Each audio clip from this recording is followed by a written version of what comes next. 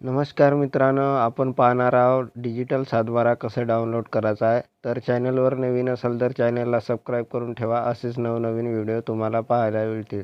तर चला व्हिडिओला सुरुवात करूया. डिजिटल सातबारा डाउनलोड करण्यासाठी सर्वात आधी गुगलमध्ये सर्च करायचे आहे.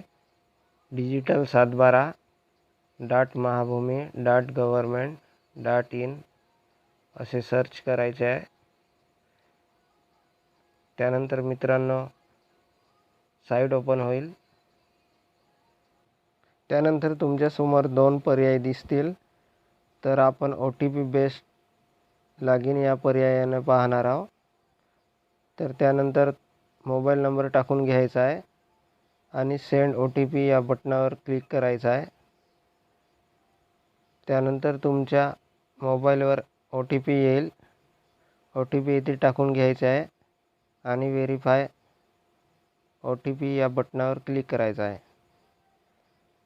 त्यानंतर मित्रांनो नवीन पेज ओपन होईल. प्रत्येक सातबारा डाउनलोड करण्यासाठी आपल्याला 15 रुपये चार्ज लागणार आहे. तर आपण सर्वात आधी रिचार्ज करून घ्यावे लागेल. रिचार्ज अकाउंट या बटनावर क्लिक करायचे आहे. त्यानंतर आपल्याला इथे रक्कम टाकून घ्यायची आहे.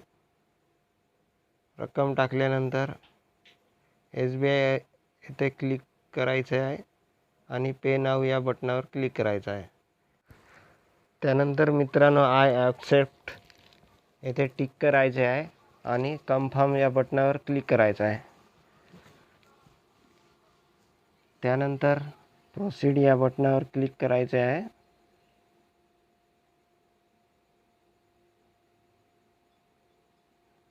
त्यानंतर मित्रांनो तुम्हाला 3 ऑप्शन दिसेल: credit card, debit card, internet banking आणि UPI.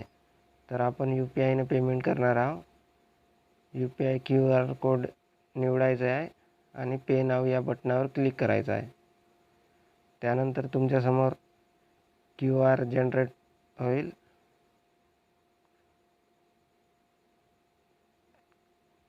त्यानंतर गुगल पे किंवा फोनपे आणि पेमेंट करून घ्यायचं आहे.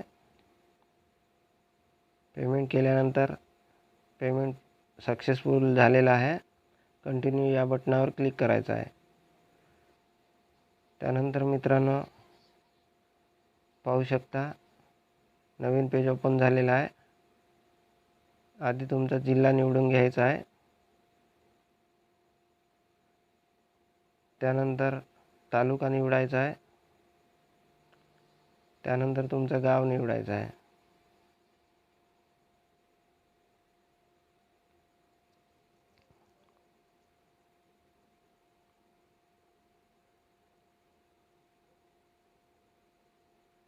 त्यानंतर अंकित या सातबाऱ्यावर टिक करायचं आहे आणि इथे गट नंबर सर्वे नंबर टाकून घ्यायचा आहे. पुन्हा गट नंबर सर्वे नंबर निवडायचा आहे आणि डाउनलोड या बटनावर क्लिक करायचं आहे.